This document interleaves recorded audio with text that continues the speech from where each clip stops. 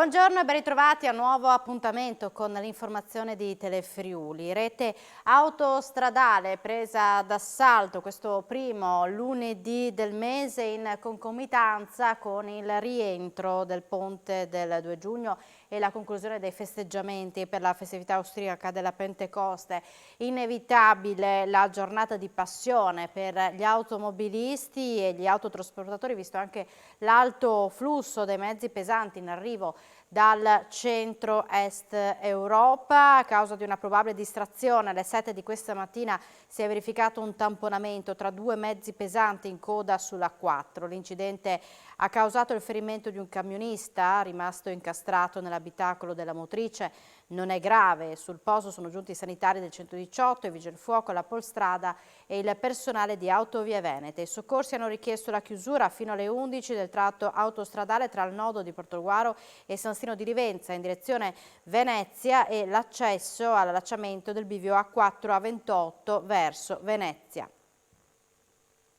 3 milioni di palloncini destinati alle feste in Friuli sono stati sequestrati dalla Guardia di Finanza di Pordenone perché non in regola con la marchiatura CE. I controlli sono partiti da 2 negozi della destra tagliamento e finiti a Milano, dove c'erano i magazzini denunciati per frode in commercio e legali rappresentanti di 4 aziende. I palloncini destinati a feste e party friulani erano di ogni taglia, misura e colore, con scritte inneggianti al festeggiato e ogni ricorrenza. Quelli trovati e sequestrati prima nel Pordenonese e poi nell'Interland milanese dai finanzieri del Comando Provinciale di Pordenone erano però privi di una caratteristica fondamentale, la regolare marcatura CE, indispensabile per attestarne la produzione con materiali e procedimenti conformi a quelli imposti dalla normativa europea.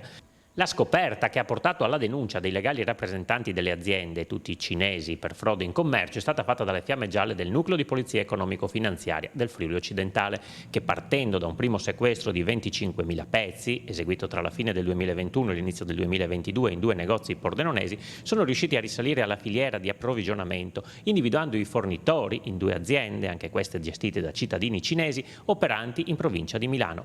Le perquisizioni dei locali, ordinate dalla Procura della Repubblica di Pordenone, dopo che una perizia aveva confermato la non conformità dei prodotti, ha portato alla scoperta di oltre 3 milioni di palloncini, tutti con irregolare marcatura CE, tale però da poter indurre in errore il consumatore finale sulla regolarità del prodotto. A sorprendere i militari più che il quantitativo è stata la dimensione dei capannoni in uso ai 2 importatori, ben 9, ampi oltre 90.000 metri quadrati, stipati con un numero di merci tali da rendere le ricerche dei prodotti particolarmente complesse. Ricorrono oggi i 208 anni dalla fondazione dell'Arma dei Carabinieri. Sono previste cerimonie in tutta la regione, quella clou in programma Udine alle 18 in Piazza Libertà. Da poco invece si è conclusa quella organizzata a Trieste. La ci aggiorna in diretta Andrea Pierini. Nei secoli fidelis è questo il motto dell'Arma dei Carabinieri, che oggi celebra i 208 anni dalla fondazione. A Trieste si è conclusa da pochissimo la cerimonia nel piazzale di San Giusto. E invece questa sera a Udine in diretta su Telefriuli dalle 17:45, l'appuntamento forse più importante, quello su scala regionale, che Telefriuli vi offrirà in diretta a partire dalle 17:45 con inizio alle 18 da Piazza della Libertà. A Trieste c'è un carabiniere ogni 718 abitanti, sono stati 1000 reati perseguiti in questo 2022, siamo a metà anno ovviamente, 1000 reati sui circa 2300 compiuti. Invece l'anno scorso i carabinieri hanno indagato su 4300 reati degli 8500 complessivi che sono avvenuti nella provincia di Trieste. Di questi 4300, 2300 hanno riguardato reati gravi, quindi rapine, furti, truffe e omicidi. Sono solo alcuni dei numeri che abbiamo potuto sentire in questa importante celebrazione a Trieste. Vi ricordo questa sera alle 17:45 in diretta su Telefriuli l'appuntamento da Piazza Libertà. Se non ci sono domande da studio vi restituirei la linea. Grazie ad Andrea Pierini. E come detto sarà trasmessa in diretta a partire dalle 17:45 la festa dell'Arma dei Carabinieri che si svolgerà in Piazza Libertà a Udine. Durante la cerimonia saranno anche premiati 17 militari che si sono particolarmente distinti nell'adempimento del loro dovere.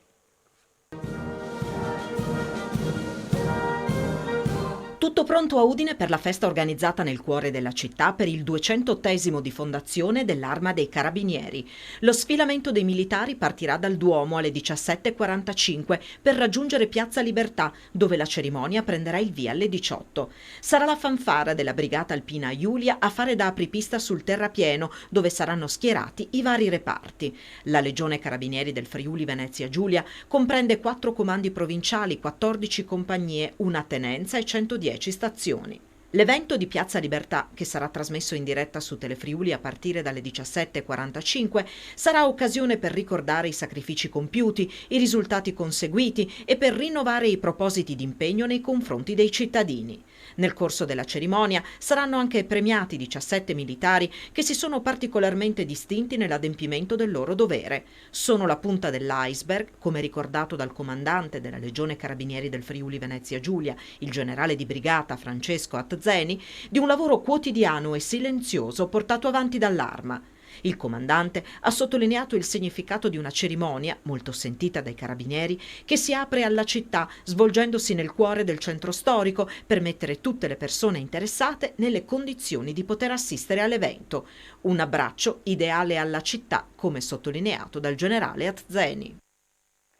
5 rotonde presenti nei punti nevralgici di accesso al capoluogo friulano sono state abbellite per migliorare la presentazione di Udine alle persone in transito. Questa mattina è stata presentata l'ultima rotatoria, migliorata grazie all'intervento di sponsor privati nell'ambito del progetto Arboreus. Si tratta di quella realizzata tra via Partidor e viale Palmanova.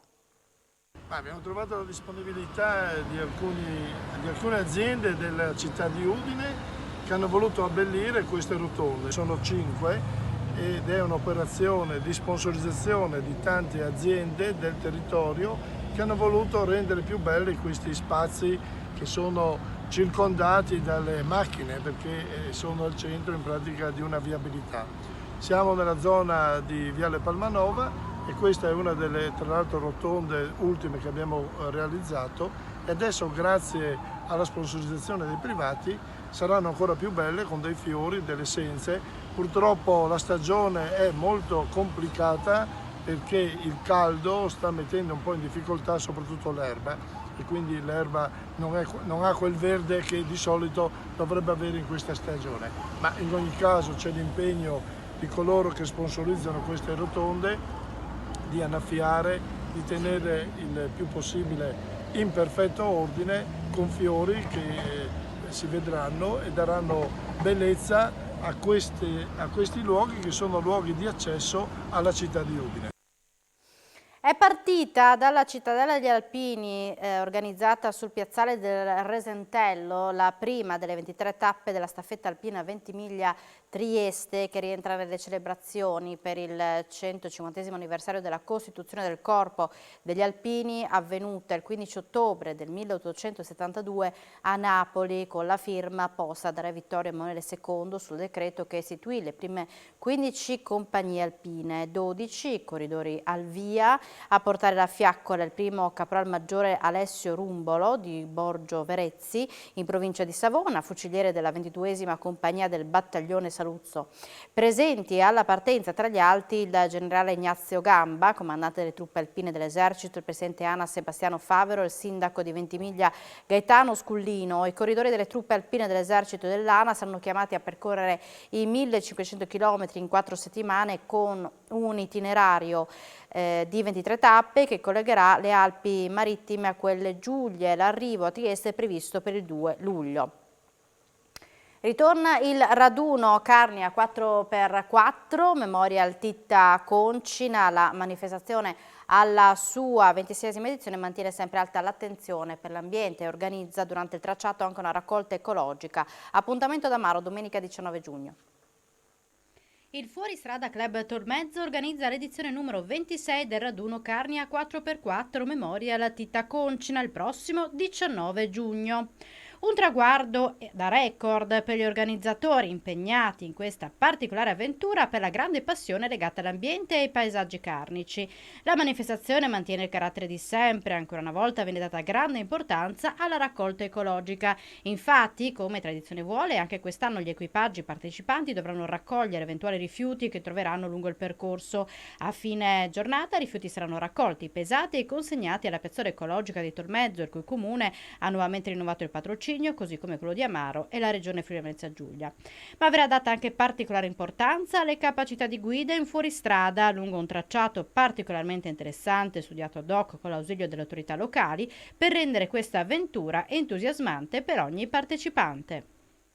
Basket, la UEB Gesteco ha perso ieri anche gara 4 della semifinale playoff contro Bergamo. Ora sarà decisiva la Bella, che si giocherà mercoledì alle 20 alla Pala Gesteco. Sentiamo i commenti a caldo del presidente Miccaligio e del coach Pilastrini.